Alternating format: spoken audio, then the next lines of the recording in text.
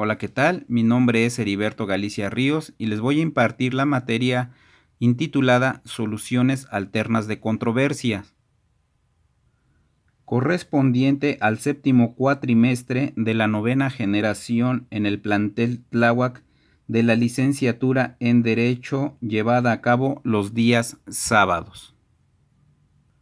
Como es de todos sabidos, un fuerte sismo afectó con mayor intensidad a la Ciudad de México, siendo esta una causa de fuerza mayor para postergar las clases presenciales y optando por implementar las asesorías virtuales para que el alumnado esté en posibilidad de continuar con sus estudios, siendo por el momento este medio de comunicación entre su servidor y ustedes, estimados alumnos, para lo cual solicito que a la brevedad posible el jefe o encargado de grupo se comunique con su servidor a través del siguiente correo electrónico: hgr000@hotmail.com. Lo anterior para estar en posibilidad de poder enviar el temario así como el material de estudio de esta materia. La forma de evaluar la asignatura y de acreditarla será de la siguiente manera. Haremos un examen final con un valor del 80%, así como tareas semanales con un valor del 20%, para hacer un total del 100% que equivale al 10 de calificación. La primera tarea consistirá en que vía correo electrónico todos los compañeros de clase me envíen su nombre, dirección, solamente la colonia y la delegación, la ocupación, qué esperan de la clase, qué esperan de la carrera, qué esperan del maestro, con una foto, lo anterior, para ir conociéndonos, ya que por el momento no tenemos ese gusto. Esta tarea se me hará llegar a más tardar el próximo miércoles de la semana entrante. También es de suma importancia hacer del conocimiento que la materia versará sobre los siguientes temas y subtemas. 1. La solución de controversias, la autocomposición, heterocomposición y autotutela. 2. La conciliación y la mediación. 3. El arbitraje. 4. Derecho arbitral en México. 5. Instituciones arbitrales nacionales e internacionales. Y 6. Los procedimientos arbitrales en nuestro país. En esta primera clase veremos qué es la autocomposición, la heterocomposición y la autotutela, pero para ello es necesario que ustedes recuerden las clases de Derecho Procesal Civil, ya que dentro de esta materia veremos términos como pleito, litigio y juicio. Y empezaremos diciendo que para que haya un proceso necesariamente debe de haber un litigio. Y para que ese proceso llegue a su fin y se puedan dar alguna de estas tres figuras que hemos mencionado, que es la autocomposición, la heterocomposición y la autotutela, se debió de haber tenido un litigio. Ahora bien, ¿qué es un litigio? El litigio, según Alcalá de Zamora, es el conflicto jurídicamente trascendente que constituye el punto o causante de partida de un proceso. Si nos damos cuenta, se está hablando de conflicto. ¿Y qué es un conflicto? El conflicto es un estado mental interno de malestar con respecto a algunas situaciones o hechos. Lo voy a explicar coloquialmente. Cuando ustedes van caminando por la calle y ven a una persona que arroja basura en la acera, a ustedes les genera un conflicto. Ese conflicto es de manera interna. Tienen el poder de decisión de externarlo o quedárselo, pero les está causando un malestar. Ahora bien, cuando ustedes externan ese conflicto, se da la controversia, que es cuando dos personas con intereses contrapuestos entran en confrontación. Esa confrontación de intereses va a dar paso a un litigio. Ojo, el litigio no es sinónimo de proceso ni de juicio. El litigio es el conflicto de intereses calificado por la pretensión de uno de los interesados y por la resistencia del otro, según Francesco Carneluti. Para efectos jurídicos y procesales, litigio y pleito se utilizan como sinónimos, pero en términos coloquiales, para la gente común y corriente, para la gente de calle, el pleito significa una contienda desordenada, no necesariamente física, puede ser verbal o ideológica. Luego entonces tenemos que un litigio puede llegar a proceso, no necesariamente ante una autoridad. El litigio puede ser solucionado a través de la autocomposición, la heterocomposición o la autotutela. Empezaremos con estudiar a la autotutela. ¿Qué es la autotutela? Es la forma de resolución de los litigios en la que una de las partes impone una solución. Aquí puede haber dos variantes. Una que es la imposición y la otra que es la sumisión.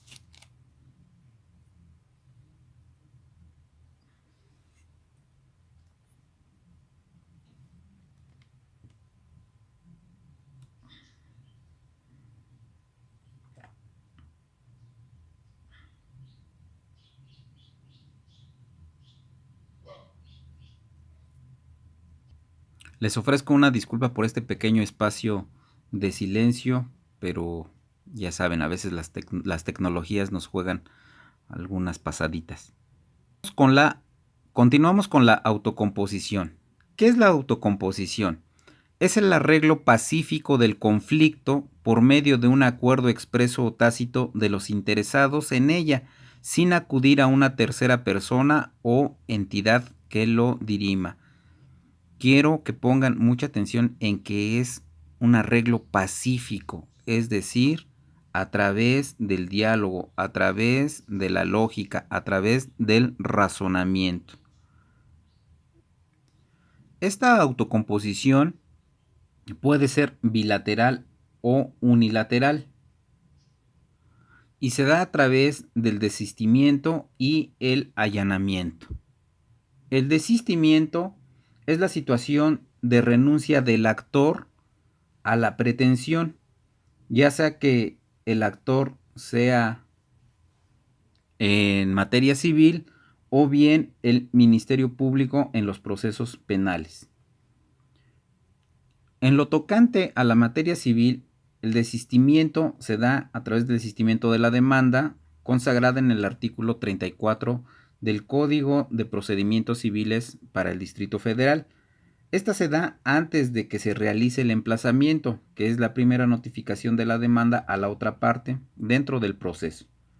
Se da antes de que la contraparte se sepa demandada, es decir, te desistes de manera unilateral sin pedir el consentimiento de la otra parte. ¿Por qué? Pues porque todavía no se inicia el proceso. Las características de este desistimiento es que se conserva la acción. También tenemos el desistimiento de la instancia, en la cual no es unilateral. Se presenta una vez que la contraparte ya ha sido emplazada y se necesita del consentimiento, de la otra parte para desistirte. La característica de este desistimiento es que conservas la acción y solo el dueño de la pretensión se puede desistir, pero no olvidando que se necesita del consentimiento de la contraparte para que sea válido. Y finalmente también tenemos el desistimiento de la acción. Este desistimiento se puede llevar a cabo en cualquier momento del juicio. Es unilateral, y solamente la puede hacer una vez y la hace el titular de la acción, el cual pierde todos los efectos de esa acción que se intentó. Continuamos con el allanamiento como una forma de autocomposición. El allanamiento es la actitud del demandado a sujetarse o rendirse a las pretensiones de la otra parte o alguna disposición de la ley, de un convenio o una exigencia. Aquí hay que tener un poco de cuidado entre el allanamiento y la confesión. El allanamiento es la aceptación de las pretensiones y la confesión es la afirmación de los hechos, pero no te allanas. Es decir, la confesión no es un medio de autocomposición. Y finalmente tenemos a la heterocomposición como el punto final de este primer apartado. ¿Qué es la heterocomposición? La heterocomposición es una resolución de litigio dada por un tercero ajeno al mismo. Ojo, este tercero ajeno puede ser un árbitro, un mediador o un juez. Cada uno con sus características propias, de naturaleza jurídica diferente. Aquí lo importante es saber que dentro de la heterocomposición, la resolución del litigio va a estar a cargo de un tercero, el cual va a determinar cuál de las contrapartes tiene la razón, es decir, las pretensiones, si se acreditan las pretensiones o la resistencia de la otra parte.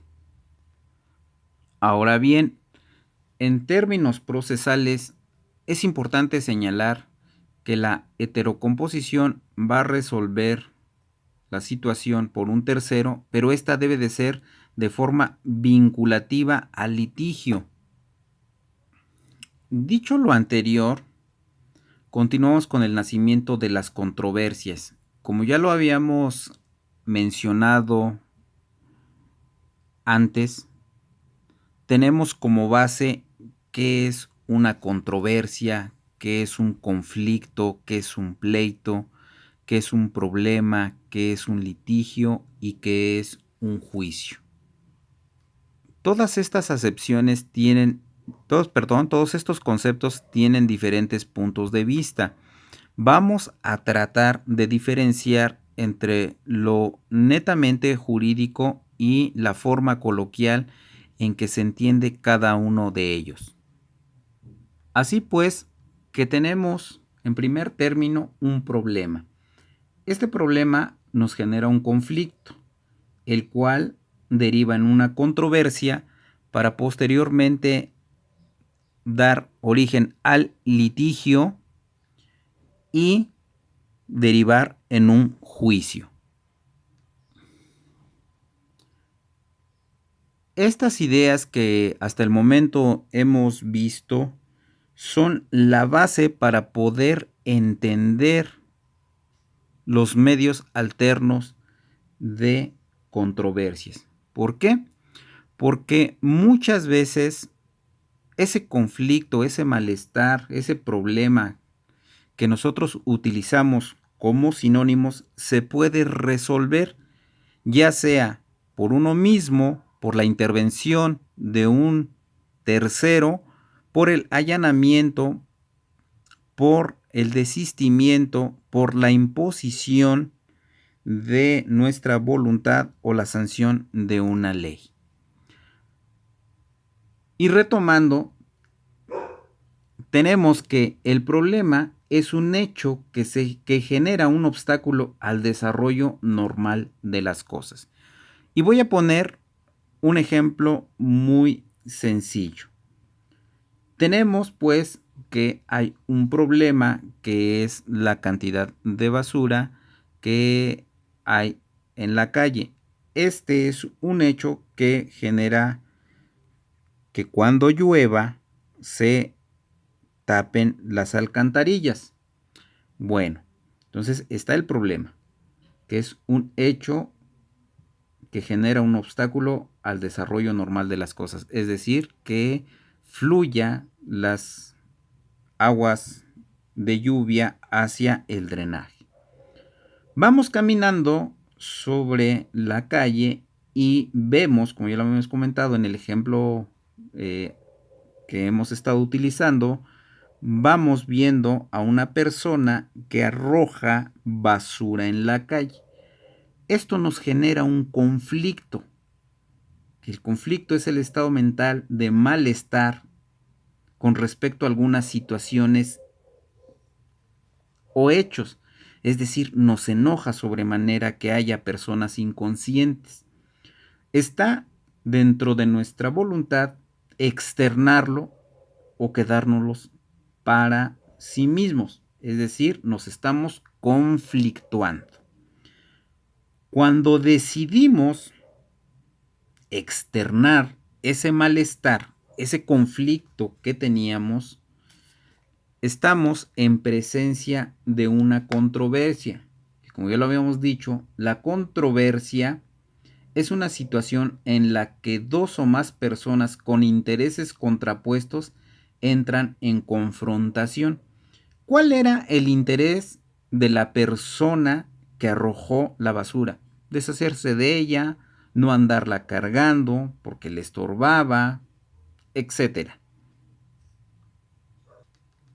Y es aquí, en este momento, en que se le da vida y se le da el ser a nuestra materia, que es las soluciones alternas de controversia.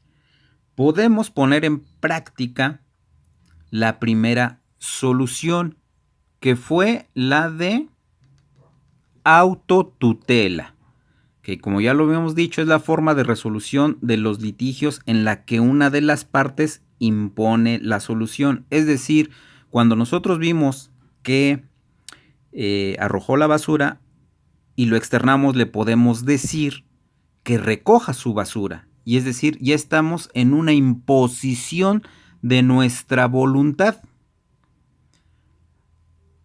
Por el otro lado, podría haber una sumisión, es decir, que nosotros con el solo hecho de malmirar a la persona, ella someta esa voluntad y de motu propio recoja su basura.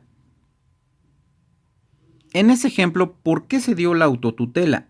Bueno, una, porque yo utilicé mi voluntad para decirle que recogiera su basura, y otra, porque me asiste un derecho urbano, derecho de civilidad, una norma jurídica también a través de la Ley de Cultura Cívica que dice que está prohibido arrojar basura en la calle.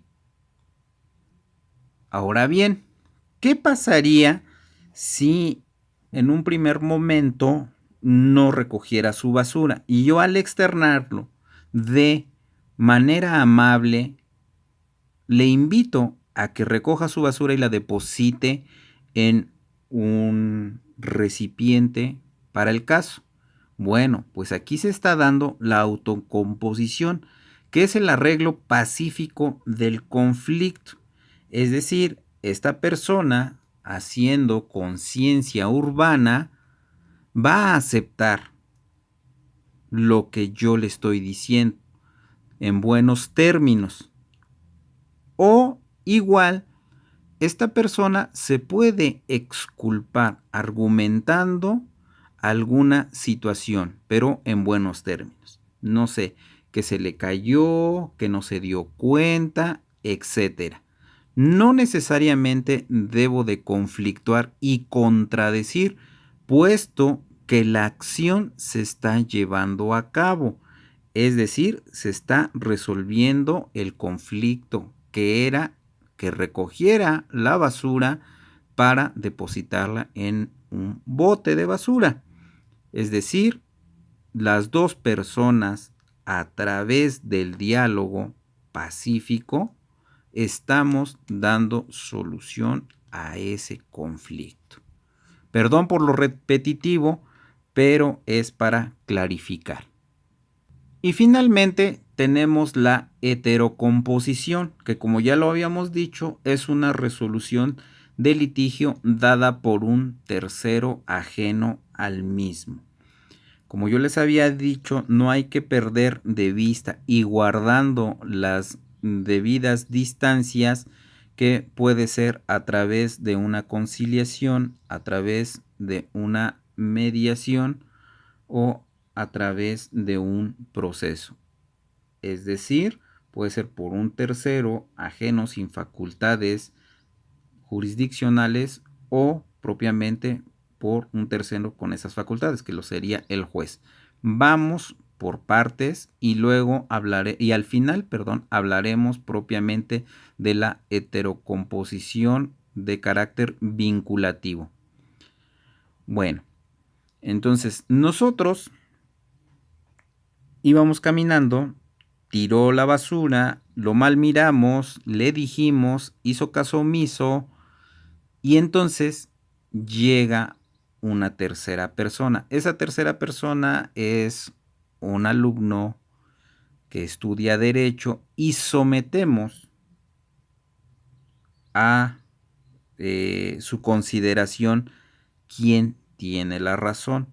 Si nosotros, argumentando que en primer lugar está prohibido tirar basura y en segundo lugar causa un daño a el alcantarillado, o esta persona argumentando que se le hacía tarde, que le estorbaba, o lo que ella considere a sus pretensiones, esta persona tercera va a tener que resolver y le va a dar la razón a alguna de las partes. Y entonces estamos en presencia de la heterocomposición.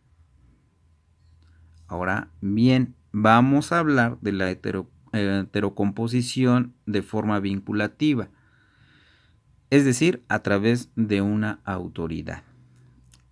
Tiró la basura, nos hicimos de palabras, entramos en conflicto y llega un policía.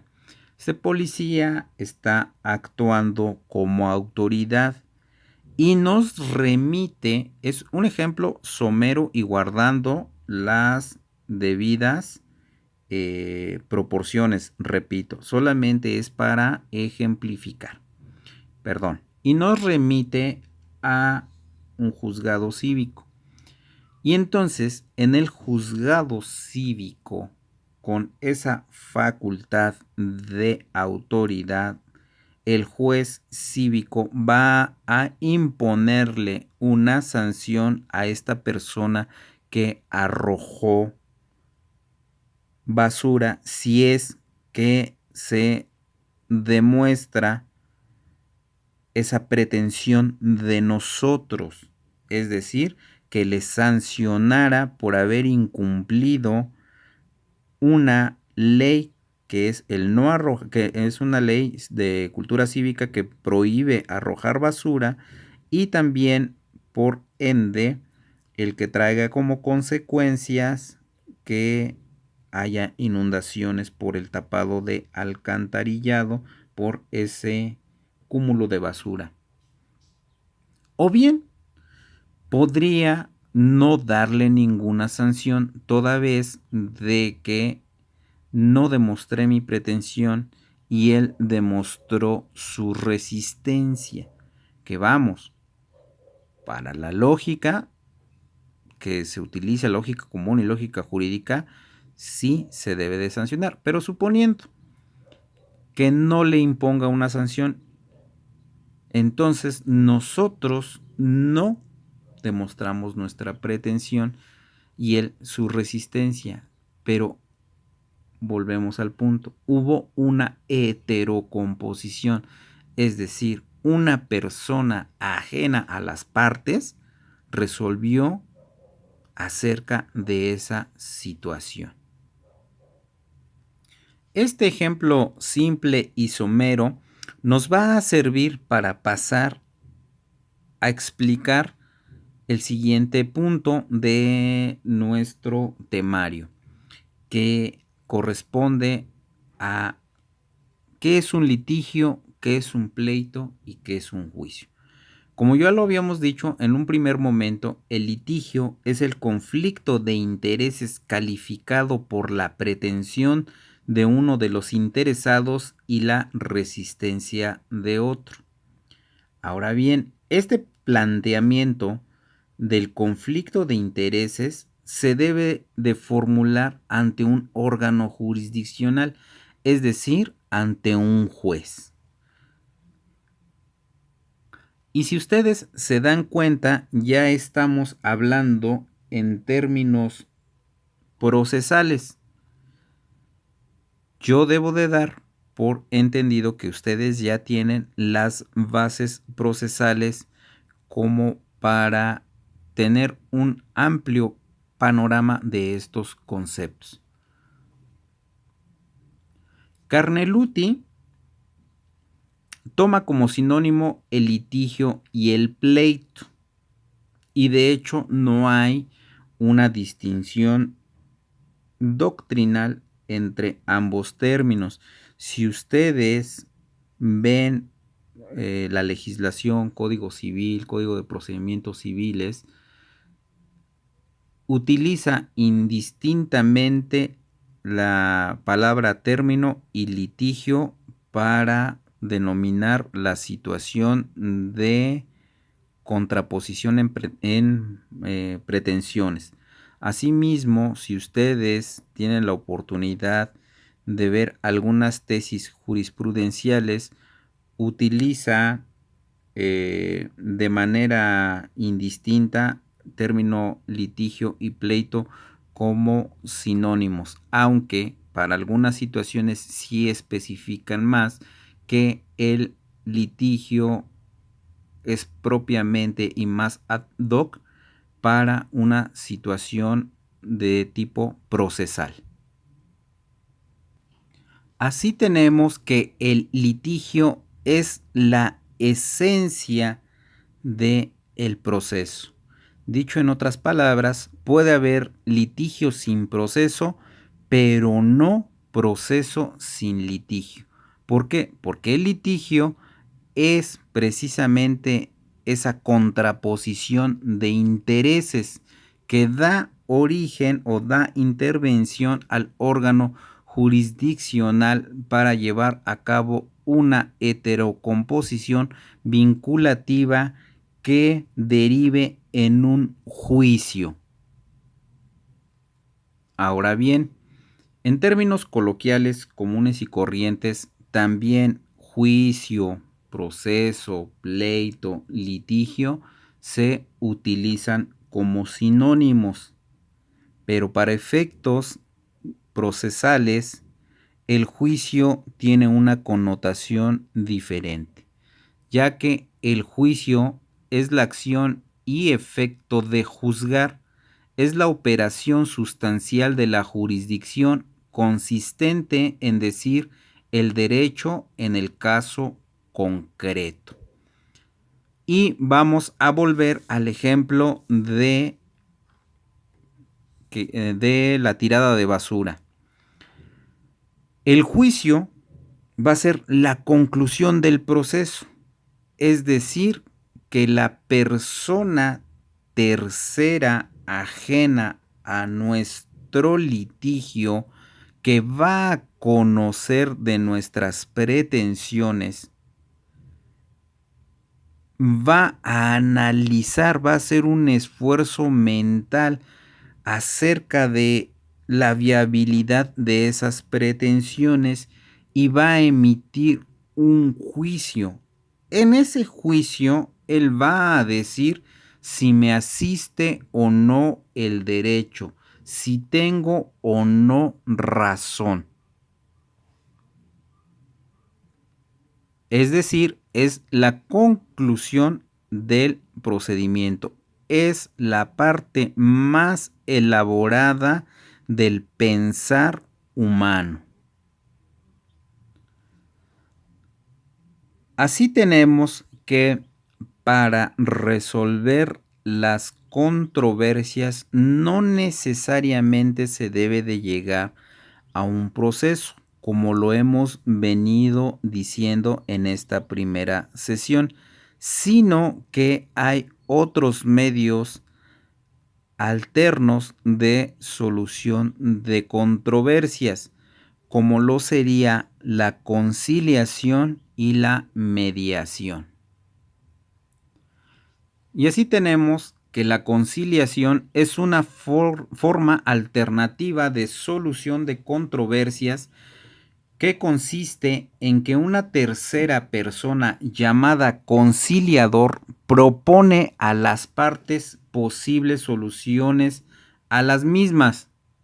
Es decir, es una forma heterocompositiva de solución de controversias.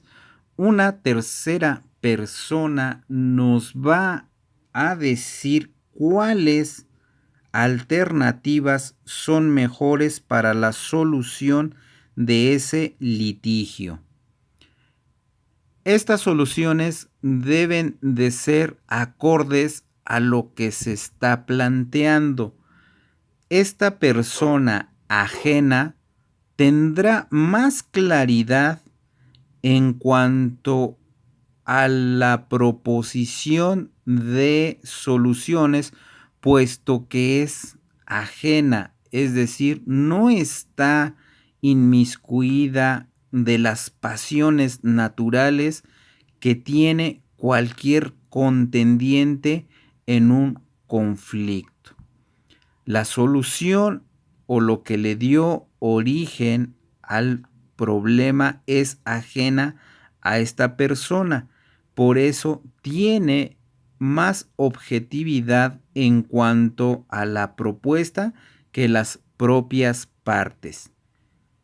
Y por otro lado, las propias partes someten esta solución a una tercera persona, puesto que ya agotaron los medios previos y no obtuvieron una respuesta favorable entre ellas a sus pretensiones. Es por ello, por tal motivo, que van a someter a una tercera persona esa solución de conflictos, la cual les va a proponer las diversas alternativas de solución. Estas alternativas de solución no necesariamente deben de tener la visión de un vencido y un vencedor, sino que deben de conciliar, ser equitativas en intereses. No puede ser que una parte lo obtenga todo y otra parte lo pierda todo. Deben de ser equitativas a lo que se está pidiendo y a las pretensiones de cada una de las partes. Otra de las soluciones alternas de controversia es la mediación. Y la mediación es un proceso voluntario en el que dos o más partes involucradas en un conflicto trabajan con un profesional imparcial, que es el mediador, para generar sus propias soluciones para resolver esas diferencias. Aquí tenemos que en la mediación va a intervenir un tercero ajeno a ese conflicto, pero este tercero ajeno va a ser de manera imparcial el que dé fe acerca de las propuestas que cada una de las partes proponga para solucionar los conflictos o diferencias que se susciten entre ellos. Es decir, este profesional no va a proponer soluciones, solamente va a mediar entre las partes. Porque la esencia de la mediación es que cada una de las partes involucradas proponga una solución.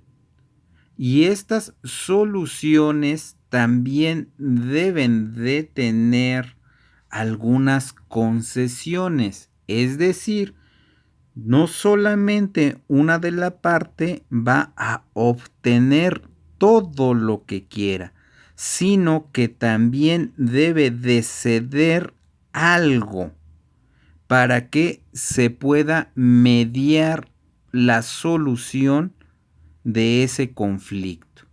Y al término o al acuerdo de voluntades lo va a sancionar o va a dar fe esta tercera persona llamada mediador. Es decir, el mediador va a facilitar los medios para que las partes lleguen a resolver sus conflictos. Y en este momento se me ocurre poner como ejemplo en un juicio de guarda y custodia y regímenes de visitas. Por una parte, por lo general, las señoras conservan la guarda y custodia y por otra, el hombre quiere el régimen de visitas. Van a tratar de mediar la situación, es decir, ponerse de acuerdo ellos mismos de cómo se van a llevar a cabo esas pretensiones. Por un lado, el señor va a aceptar que la guarda y custodia la tenga la señora y por otro lado, la señora va a aceptar que haya visitas y convivencias. Es decir, se están dando concesiones recíprocas. Y es decir, también cada una está obteniendo parte de sus pretensiones. Es una dualidad. Y si se me permite seguir ejemplificando con lo antes dicho, podremos decir que en la conciliación, el conciliador va a proponer la solución. Tomando el ejemplo que ya les había dicho de la guarda y custodia, podría quedar así el ejemplo. Efectivamente, guarda y custodia va a ser para la señora y regímenes de visita va a ser para el señor. Pero resulta que ambos trabajan. Y entonces el señor en un primer momento proponía que las visitas fueran cada 8 días. Y la señora decía, no, porque yo también trabajo y también algunos fines de semana quiero estar conviviendo con los hijos. Bueno, en este caso, el conciliador va a proponer que sea cada 15 días de acuerdo al trabajo de cada uno. Pues resulta que el señor es policía y entonces no tiene un horario definido y la señora es empleada de lunes a viernes. Dadas estas circunstancias, el conciliador está proponiendo una solución, es decir, que cada 15 días sea para el señor y la señora los tenga en ese fin de semana que le corresponde. Y es así como se está dando la figura de la conciliación en este ejemplo. Por el momento será todo lo que veremos en esta asesoría virtual, esperando que para la próxima semana se encuentren las condiciones necesarias para poder llevar a cabo las clases presenciales. Si no lo fuera así, seguiremos por este medio. Si tienen alguna duda, comentario o sugerencia, les pido de la manera más atenta que me lo hagan llegar a través del correo que ya habíamos mencionado y que, se los vuelvo a repetir, es hgr000@hotmail.com. Asimismo, vuelvo a reiterar la tarea. Necesito que me envíen un correo con sus datos, nombre, dirección, solamente la colonia y la delegación, ocupación, qué esperan de la clase, qué esperan de la carrera, es decir, de la licenciatura en Derecho, y qué esperan del profesor. Esos datos deben de ir acompañada de una foto. La foto no necesariamente debe de ser de estudio. Puede ser una foto que ustedes tengan ahí en algún archivo, que ustedes usen para alguna presentación. No importa la calidad de la foto, sino la imagen, es decir, que yo pueda conocerlos. Les agradezco mucho su atención y espero poder vernos la próxima clase. Hasta luego.